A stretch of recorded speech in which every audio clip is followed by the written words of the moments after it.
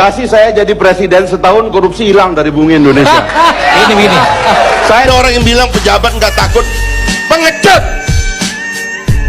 Mulai dari atas sampai bawah pengecut semua. Sehingga KPK itu jangan dibiarkan jadi public hero kayak begitu. Kalau mau dipercayakan jangan korupsi. Loh, ujung-ujungnya nyebut koruptor terus. Terus apa arti kata pencegahan? Manusia ini sama. Manusia itu mengikuti korban normal. Presiden saya dengar berkali-kali, mari kita sederhanakan hukum, kata presiden. Maka beliau mendorong KUHP supaya hukum-hukum itu jangan terlalu banyak. Junto. Hukum jadi nggak pasti. One book. Tuhan saja punya satu buku, ini umatnya berantem semua. Apalagi kita undang-undangnya banyak, berantem kita jadinya. Nggak ada yang satu. Kodifikasi sistemnya. Karena itu presidensial. Sampai-sampai rakyat tuh nggak percaya bahwa misalnya sukses memberantas korupsi itu artinya nggak ada lagi koruptor. Rakyat tuh sekarang percaya bahwa sukses memberantas korupsi itu adalah kalau makin banyak yang ditangkap. Dan ini udah jadi penyakit. Karena dianggap itu memberantas korupsi itu sama dengan berburu di kebun binatang. DPR nggak bisa dipercaya karena ketuanya masuk Sukamiskin, ketua DPD ditangkap 100 juta, Pak MKD Sukamiskin, ketua MA digeledah kantornya, polisi kena geledah, jaksa kena tangkap, hakim kena tangkap, gubernur, bupati semua kena tangkap. Terus mana yang namanya pencegahan? Kan ngomong kosong semua kita. Kasih gaji Kapolri seperti gaji kepala KPK, kasih gaji penyidik Polri seperti gaji penyidik KPK, sehingga semua orang di seluruh Indonesia ini akan ditangkap. Kepala desa akan ditangkap dan kita tepuk tangan sambil kita rubuh sebagai negara. Sehingga kadang-kadang negara itu gagal pun nampak sok sukses, padahal gagal. Saya ini anggota DPR, saya ini mengawasi banyak pekerjaan pemerintah.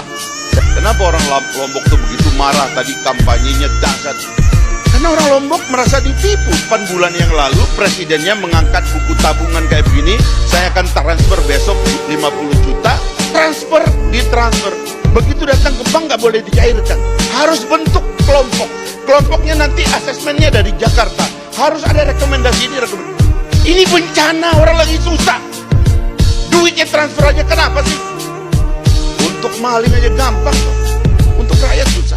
Kekayaannya yang luar biasa itu tiba-tiba jadi sebesar PT, dan presiden mengumumkan hasil kerja PT itu seolah-olah itulah segala-galanya hidup ini gitu. Maka jangan ubah presiden kita itu menjadi pemilik PT, ya, sebagaimana sebelumnya dia itu gitu loh. Dia harus jadi negara, kepala negara. Ini enggak tiba-tiba turun ke bawah, dapat sekian persen, nanti ngutang dari sekian perusahaan, dapat fee sekian. Ini kan omong kosong jadinya.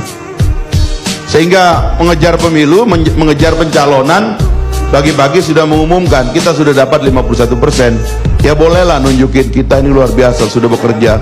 Pak Ali kan harus tahu presiden kita ini kan juga nggak berpengalaman amat. Jadi kalau ada orang jujur kayak Ali di sana lebih bagus lah. Kan Ali malu sama sorbannya itu kan kalau macam. Loh, Ya, makanya saya mengatakan, cara saya menjelaskan satu peristiwa hukum itu hak saya dan saya tahu batasnya. Nah, oleh karena itu makanya supaya saya jangan katakan, ini fitnah Bang Karni. Dia mau memaksa saya memfitnah orang, saya nggak mau. Bukan, berarti Saya dia fitnah. Ada orang imajinatif, cara Itu. berpikirnya halusinasi menurut Makanya saya bilang saya ini nggak kuliah hukum, rasanya saya lebih mengerti hukum dari dia gitu.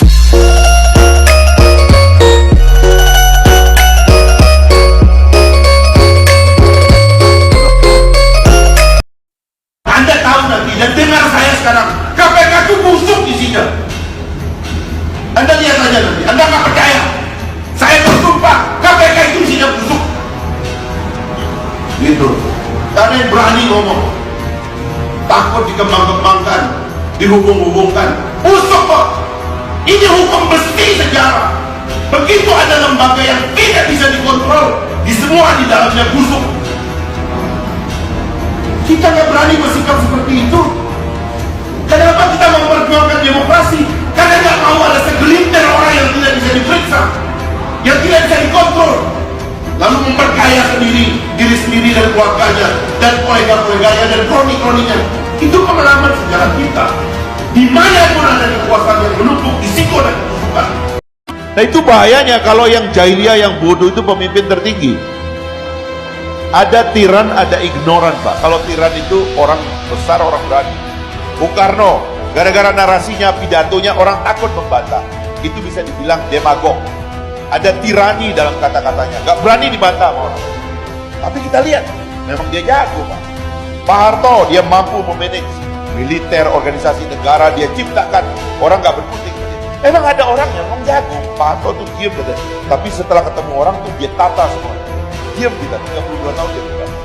Ini ada yang namanya ignoran, Pak. Ignoran itu bahasa Jawanya itu pelangap longo. Kalau orang tuh pelangap longo, Pak, ya, semua yang ngisi otaknya orang lain. Dan kebetulan yang di sekitarnya brengsek semua.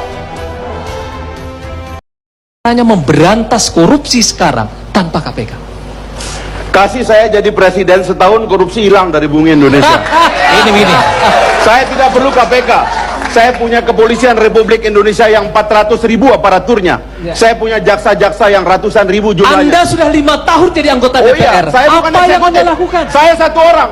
Saya bukan eksekutif. Angkat saya jadi presiden setahun aja. Anda saya bereskan masalah bersama ini semua. dengan teman-teman di Masalahnya, DPR. Anda tidak mengerti beda antara legislatif dengan eksekutif. Anda anggap legislatif itu kayak presiden. Salah, Bung. Cara berpikir demokrasi Anda nggak Tidak benar. sama sekali. Anda Gitu. Anda punya kewenangan untuk mengawasinya. Anda pernah di Komisi 3. Siapa yang lebih keras dari Anda? Anda belum Begini. tentu setelah jadi anggota DPR berani sekeras saya. Saya sudah menjadi anggota DPR, saya keras bicara. Begini. Apa kalau saya lihat Ya ini, kan? Bung, sebentar. Sebagai Kalau- pengacara